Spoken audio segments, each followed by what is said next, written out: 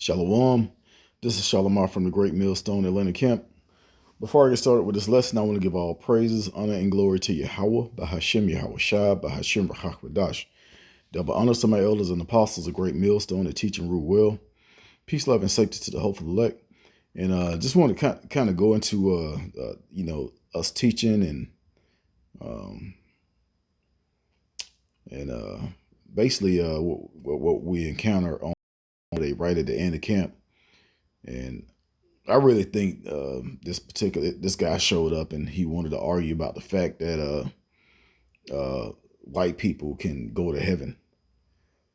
So we was trying to explain to him that there are different heavens, and he was like, "Yeah, there are different heavens." So like, what are you talking about? So this guy was kind of being all around the, just dancing all around the questions and just talking out of his head and saying, Jesus this, and he went to hell for 3 days. And so he didn't have any scriptures, he was just talking out of his mouth. It was a bunch of Christian stuff.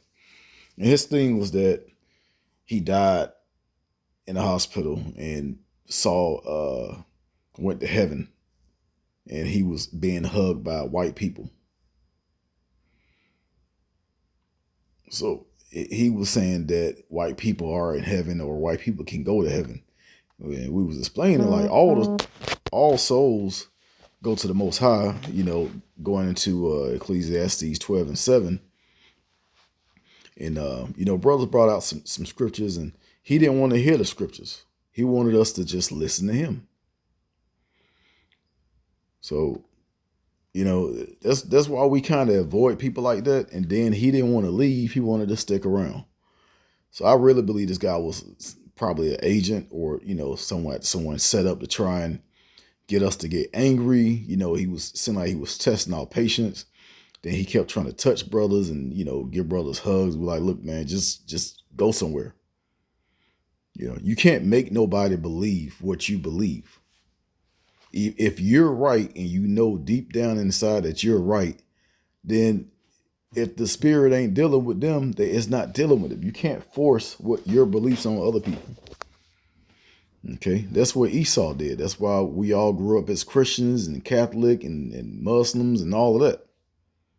Esau forced that on our people and took us away from being Hebrew Israelites. So now we're trying to go back to our heritage.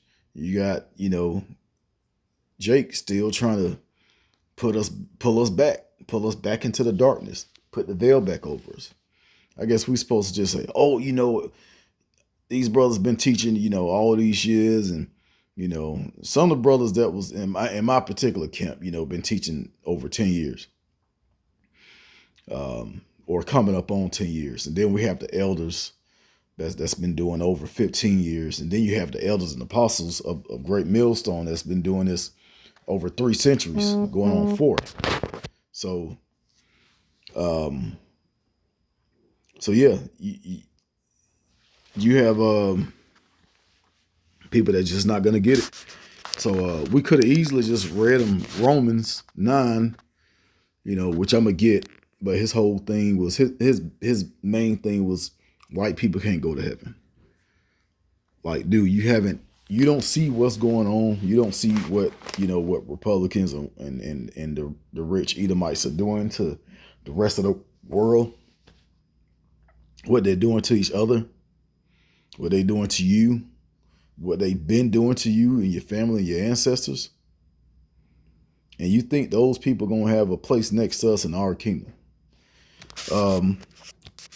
Let me go back. Let's go to Ezekiel.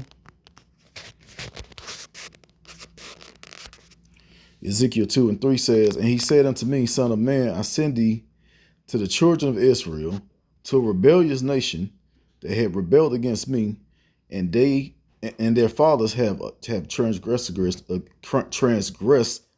me, Salakia, even unto this day. Yeah, even unto this day. People still don't want to get right. They want to stay in darkness and believe that they can be saved alongside with their enemy. It says, for they are imputed children and stiff-hearted. I do send thee unto them, and thou shalt say unto them, thus said the Lord Yahweh. So that's what we do. We don't come out of our own minds and our own thoughts and our own emotions and feelings.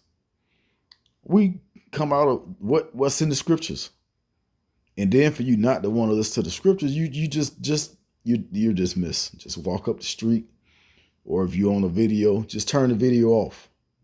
Go listen to some goddamn Joel Osteen or something.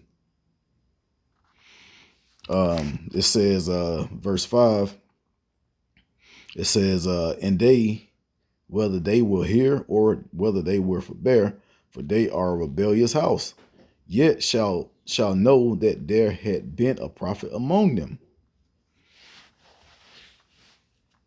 So they're going to understand who the prophets were once everything goes wrong. Like in a minute, he's going to be like, hey, these people really hate us. These people really want to kill us. Maybe those guys were right. We're the Israelites, and we supposed to rule over all of these nations.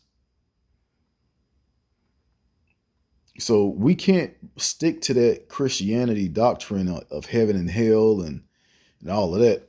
We basically had to try and break down heaven and hell. He didn't want to hear the scriptures.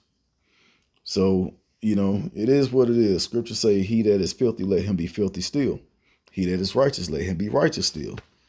So, it is what it is, man. We tired of dealing with all people and reading the scriptures that they say they believe in, and then they say that's wrong.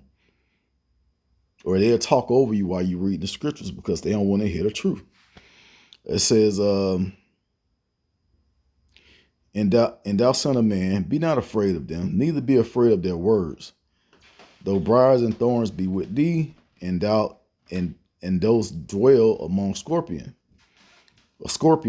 be not afraid of their words, nor be dismayed at their looks, though they be a rebellious house. And thou shalt speak my words unto them, whether they will hear or whether they will forbear, for they are most rebellious. But yeah, we really getting tired of dealing with our people. We ready for the elect to receive this word. That's what we're waiting on. That's why we pushing. We doing this for the elect. We're not doing this for everybody. The Lord is not for everybody. He's only for the elect. He sent us out to prophesy and wake up the elect. So if you want to continue to be asleep or you want to continue to be in darkness, that's on you. If you think you're in light, why can't you come out the scriptures and prove yourself? All you can do is argue, get loud, get mad, and try and cause a scene. And another thing, I believe this was a setup because shortly after the guy pulled up and started getting loud and, the police pulled up. Like, how the hell he know to come over here to us? He couldn't hear what was going on. He just automatically pulled over there. So I truly believe this dude was a setup. But because we come out of the scriptures and we don't get, we're not carnal and we're not trying to fight, we're going to deal with you. We're going to keep dealing with you until you just walk on up the street. Or sometimes if you want to yell and scream or whatever, we'll just, go on another topic and continue to teach. All right. But yeah, let's go to Romans 9, because he just didn't understand that the Lord created a vessel to honor and another vessel to this honor. All right. I'm not going to read this, but this whole thing at the top lets you know that salvation is only for Israel in the flesh, not somebody that converted over. You can't be a